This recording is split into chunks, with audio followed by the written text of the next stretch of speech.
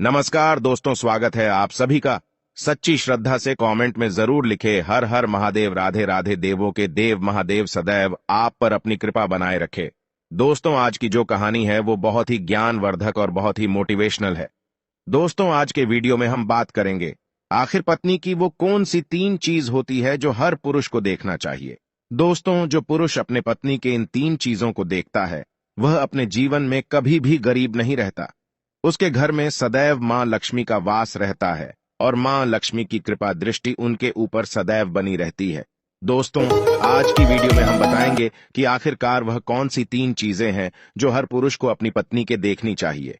दोस्तों, उससे पहले आप सभी से निवेदन है, यदि चैनल पर आप लोग नए हैं या चैनल पर पहली बार आए हैं तो कृपया करके चैनल को सब्सक्राइब कर ले, क्योंकि दोस्तों हम अपने चैनल पर रोजाना ऐसे ही ज्ञानवर्धक और मोटिवेशनल वीडियो अपलोड करते रहते हैं। चलिए तो दोस्तों शुरू करते हैं आज की इस प्यारी सी वीडियो और इस प्यारी सी कहानी से। जानते हैं कि पत्नी की वह कौन सी 3 चीज है जो हर पुरुष को अपनी पत्नी की देखनी चाहिए। दोस्तों, एक बार की बात है, किसी गांव में एक आदमी रहा करता था। दोस्तों, वह आदमी अपनी पत्नी से बहुत परेशान था, क्योंकि उसकी पत्नी अपने पति से बात बात पर लड़ाई झगड़ा करती थी। उसके घर में एकदम कंगाली छा गई थी। खाने के लिए घर में ना ही कोई दाने थे, ना ही पीने के लिए पानी और ना ही पहनने के लिए वस्त्र। दोस्तों, रोज रोज के इस कलेश से वह पुरुष अपनी पत्नी से परेशान हो गया था। दोस्तों, एक दिन की बात है, वह आदमी अपने घर से जंगल की तरफ निकल जाता है। दोस्तों, जंगल में जाते जाते उस आदमी को एक साधु से मुलाकात होती है। तब वह आदमी उस साधु के पास बैठ जाता है और वहां पर बैठकर रोने लगता है। दोस्तों, वह साधु उस आदमी को पूछते हैं कि पुत्र, आखिर तुम्हें हुआ क्या है, तुम क्यों रो रहे हो। तब वह आदमी उस साधु को बताता है कि महाराज, मेरे घर में मेरे पत्नी और मेरे 2 छोटे छोटे बच्चे हैं। मेरी पत्नी मेरी कोई भी बात नहीं मानती है, बात बात पर मुझसे लड़ाई झगड़ा करती है, जिसकी वजह से मेरा एक छोटा सा बिजनेस था वह भी बंद हो गया और अब हम घर में दाने दाने के लिए मोहताज है। हमारे घर में खाने के लिए कुछ भी नहीं है, पीने के लिए पानी नहीं है और पहनने के लिए वस्त्र नहीं है। लेकिन मैं अपनी पत्नी को समझाता हूं कि लड़ाई झगड़े ना करें, इसके बावजूद भी वह घर में रोज लड़ाई झगड़ा करती है। इस वजह से मैं बहुत दुखी हूं और बहुत परेशान हूं, इसलिए मैं घर छोड़कर आपकी शरण में आया हूं। दोस्तों, वह साधु महाराज उस आदमी को बोलते हैं कि पुत्र, तुम रो मत। आज मैं तुम्हें ऐसे 3 चीज बताने जा रहा हूं। जो पुरुष अपनी पत्नी की 3 चीजों को देखता है वह पुरुष अपने जीवन में कभी भी गरीब नहीं रहता है और ना ही उसके घर में कभी लड़ाई झगड़े होते हैं और उसके बिजनेस में तरक्की होती है। दोस्तों, तो वह साधु महाराज उस आदमी को बताते हैं कि मैं तुम्हें जो बातें बताने जा रहा हूं उन 3 चीजों को गांठ बांध लो। तब वह आदमी उस साधु महाराज की बातें बहुत गौर से सुनता है और साधु महाराज से बोलता है कि प्रभु, आप मुझे जल्द से जल्द बताइए वह कौन से 3 चीज है जो हर पुरुष को अपने पत्नी की देखनी चाहिए। दोस्तों, तब वह साधु महाराज उस आदमी को एक कहानी सुनाते हैं। तो चलिए दोस्तों, गुरुजी से ही सुनते हैं इस कहानी के बारे में। दोस्तों, किसी नगर में एक सेठ रहा करता था। उस सेठ का बहुत बड़ा व्यापार था। उसके घर में सेठ और उसकी पत्नी रहा करते थे। उस सेठ और सेठानी में आपस में बहुत प्रेम था। उनके घर में कभी भी लड़ाई झगड़ा, किसी प्रकार का कोई अंधा क्लेश नहीं होता था। इसलिए उसके घर में सदैव मां लक्ष्मी का वास रहता था और उनके बिजनेस में दिन दुगनी रात चौगुनी तरक्की होती थी। उन सेठ सेठानी में इतना प्रेम था कि आसपास के लोग उनके इस प्रेम को देखकर जल जाया करते थे। दोस्तों, सेठ और सेठानी के इस प्रेम की मिसाल हर गांव वाले देते थे। ऐसे कर करके उस सेठ और सेठानी की बात उस गांव की राजा तक भी पहुंच जाती है। दोस्तों, जब सेठ सेठानी की बात उस राजा के पास पहुंचती है तो वह राजा भी उनके प्रेम की मिसाल की तारीफ करते हैं और कहते हैं, हमारे गांव में एक पुरुष और स्त्री ऐसे भी है जिनके घर में कभी भी लड़ाई झगड़ा नहीं होते हैं। उन दोनों में आपस में इतना प्रेम है कि जितना मैं आज तक अपने जिंदगी में कभी भी नहीं देखा। दोस्तों, एक बार की बात है, वह राजा पूरे नगर में ढिंढोरा पिटवाते हैं और कहते, इस राज्य में जितने भी लोग हैं वो सभी लोग अपने अपने घर में दिया जलाकर रखेंगे। तब राजा की रानी अपने राजा से पूछते हैं कि महाराज, आखिरकार आप सभी के घर में दिया क्यों जलवा रहे हैं। राजा रानी की बात सुनकर रानी को बोलते हैं कि दीपक प्रेम की निशानी होती है। जिसके घर में दीपक जलता है उसके घर में सदैव ही प्रेम बना रहता है और मैं चाहता हूं कि जो प्रेम सेठ और सेठानी के बीच में है वही प्रेम हमारे इस नगर में, हमारे इस राज्य में हर पति और पत्नी के बीच में हो। इसलिए मैं हर घर में दीपक जलाना चाहता हूं। दोस्तों, राजा की सैनिक पूरे नगर में ढिंढोरा पीटते हैं और बोलते हैं सभी के घर में दीपक रात भर जलना चाहिए। दोस्तों, राजा की बात मानकर सभी नगरवासी अपने अपने घर में दिया जलाते हैं, लेकिन जैसे ही आधी रात होती है सभी के घर के दीपक बुझ जाते हैं, लेकिन उस सेठ और सेठानी के घर की दीपक कभी भी नहीं बुझती है, क्योंकि दोस्तों दीपक प्रेम की निशानी होती है और जो सेठानी थी वह अपने घर की दीपक को सदैव जलाए रखती थी, जिससे सेठ और सेठानी का प्रेम बरकरार रहे। लेकिन दोस्तों, जो सेठानी थी वह अपनी मनमानी काम करती थी, उसका जो मन करता था वह वही काम करती थी। लेकिन सेठ को इस बात से कभी भी कोई दिक्कत नहीं होती थी, क्योंकि सेठ बहुत समझदार था। वह सोचता था कि यदि मैं अपनी पत्नी को रोक टोक करूंगा तो घर में बेवजह ही लड़ाई झगड़ा होंगे। दोस्तों, इसीलिए सेठ सेठानी की कई चीजों को और कई बातों को अनदेखा करता था। वह सेठ इसलिए अनदेखा करता था ताकि पति पत्नी में वह प्रेम और व्यवहार बना रहे। एक दिन की बात है दोस्तों, राजा और रानी अपने छत के ऊपर खड़े होकर अपने नगर का नजारा देख रहे थे और वह राजा और रानी देखते हैं कि उनके पूरे राज्य में अंधेरा था, लेकिन सिर्फ एक सेठ और सेठानी का ही गांव का घर था जहां दीपक जल रहा था। दोस्तों, तब राजा रानी से बोलता है कि देखो सेठ और सेठानी में कितना प्रेम है, सभी के घरों का दीपक बुझ गया है, लेकिन सेठ और सेठानी के घर का दीपक अभी भी जल रहा है। इसका मतलब यह है कि इस सेठ और सेठानी में बहुत ही ज्यादा प्रेम है। तब रानी अपनी राजा से बोलती है कि महाराज, सेठ और सेठानी में जो भी प्रेम है वो इसलिए है क्योंकि सेठानी समझदार है, इसलिए सेठ के घर में प्रेम है। दोस्तों, जब राजा रानी की बात सुनता है तब राजा बोलता है कि नहीं महारानी, यहां पर सेठ ज्यादा समझदार है, इसलिए उनके घर में कभी भी लड़ाई झगड़ा नहीं होती है। दोस्तों, रानी बोलती है कि सेठानी समझदार है, राजा बोलते हैं कि नहीं, सेठ समझदार है। दोस्तों, सेठ और सेठानी की बात को लेकर राजा और रानी में बहस होने लगा। तब राजा बोलता है कि देखो, हमें बहस करने की जरूरत नहीं है, क्यों ना हम दोनों उनका एक परीक्षा ले, परीक्षा में जो पास होगा वही समझदार होगा। राजा और रानी अपने बात से सहमत हो गए और उन दोनों की परीक्षा के लिए तैयार हो जाती है। दोस्तों, तब राजा अपने महल में जाता है और अपनी दासी को बुलाता है और वह अपने दासी से बोलता है, उस सेठ के पास जाओ और जो जो प्रश्न मैं तुमसे बोल रहा हूं वह तुम सेठ को बोलना। वह दासी बोलती है, ठीक है महाराज।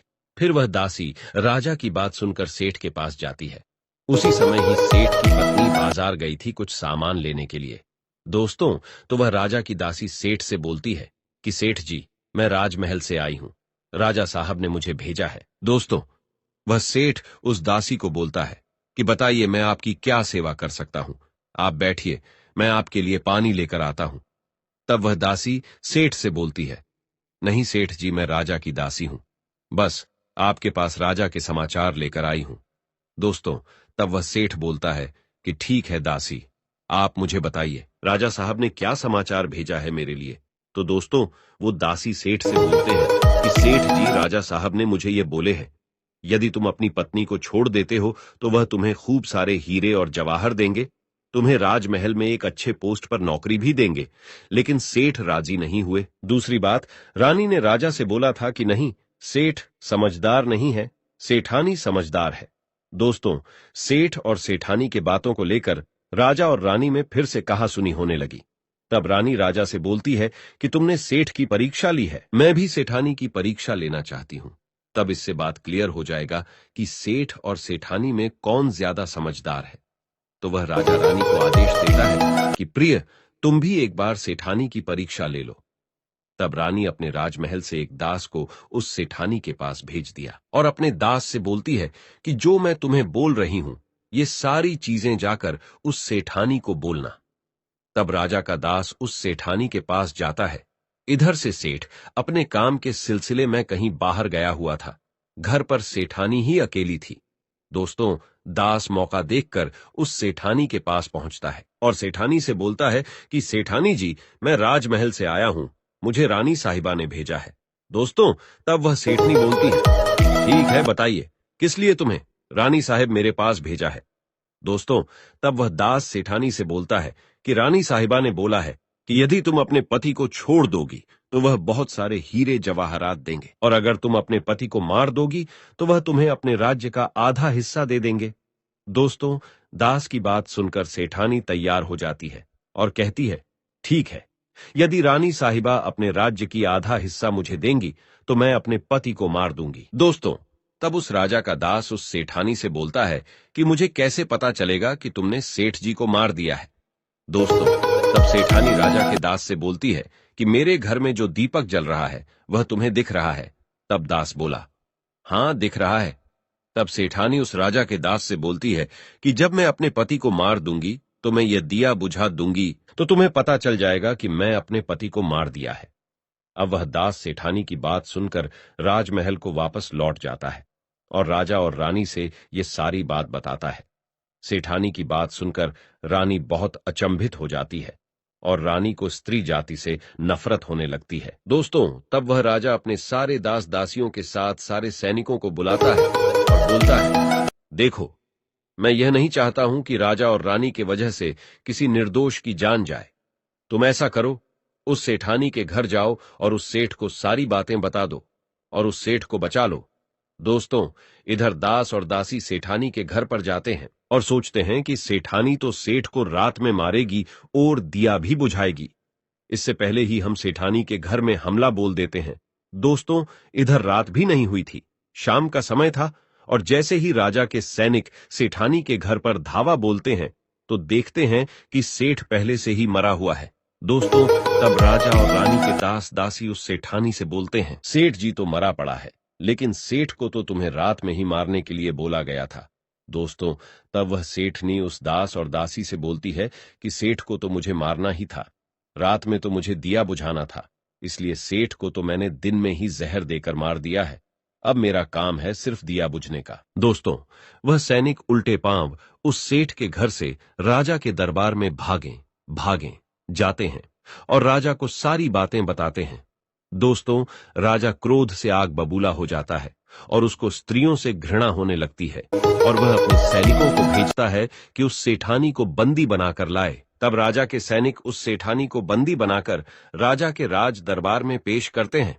दोस्तों, तब वह राजा उस सेठानी को कारावास में डलवा देता है और वह राजा समस्त स्त्री जाति से नफरत करने लगता है। दोस्तों, वह साधु इस कहानी को गांव के उस आदमी को सुनाता है।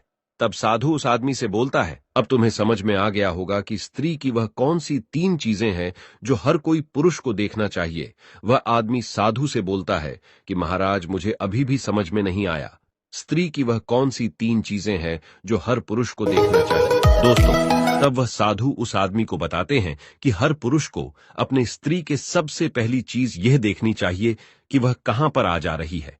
दोस्तों, जो पुरुष अपनी स्त्री की यह चीज देखता है कि पत्नी वहां पर आ रही है, वहां पर जा रही है, तो उसके घर में कभी लड़ाई झगड़ा नहीं होते हैं और वह अपनी पत्नी के ऊपर नियंत्रण कर पाता है। दूसरी चीज है, पुरुष को पत्नी के अंदर ये चीज देखनी चाहिए कि उसकी पत्नी के बोल चाल कैसी है, वह अपने पति की इज्जत कर रही है कि नहीं, अपनी पति की बात मान रही या फिर नहीं। जो स्त्री अपने पुरुष की बात नहीं मानती है, अपने पति की इज्जत नहीं करती है, वह अपने पति के साथ कुछ भी कर सकते हैं, जैसे कि उस सेठानी ने उस सेठ के साथ किया था। इसलिए हर पुरुष को अपनी पत्नी की यह चीज देखनी चाहिए। तीसरी चीज, वह साधु उस आदमी को बताता है कि हर पुरुष को पत्नी के चाल चलन जरूर देखना चाहिए। दोस्तों, जो पुरुष अपने पत्नी के चाल चलन देखता है और उसके चाल चलन पर उससे ज्यादा प्रेम नहीं करता है, उसको अपने कंट्रोल में करके रखता है, तो उसके घर में लड़ाई झगड़ा कभी भी नहीं होते। दोस्तों, जो स्त्रियां अपने घर पर मनमानी चलाती हैं और पति की बातों को नहीं मानती है, उनके घर में इस तरीके की मुसीबत आती है। दोस्तों, ये 3 बातें वह साधु महाराज उस आदमी को बताता है और फिर वह आदमी इन 3 चीजों को गांठ बांध लेता है और साधु को प्रणाम करके अपने घर पर चला जाता है। दोस्तों, मैं उम्मीद करता हूं आपको इस कहानी से बहुत कुछ सीखने को मिला होगा। दोस्तों, सच्ची श्रद्धा से कमेंट में जरूर लिखें, हर हर महादेव, राधे राधे देवों के देव, महादेव सदैव आप पर अपनी कृपा बनाए रखे। इस वीडियो को लाइक करें, अपने दोस्तों के साथ शेयर करें और हमें सब्सक्राइब करना ना भूलें। और हां, इस वीडियो से कोई भी सवाल है तो आप कमेंट बॉक्स में जरूर लिखें और आपके पास कोई भी सवाल नहीं तो हर हर महादेव जरूर लिखें, क्योंकि आपके कमेंट से वीडियो बनाने का मोटिवेशन मिलता है। धन्यवाद।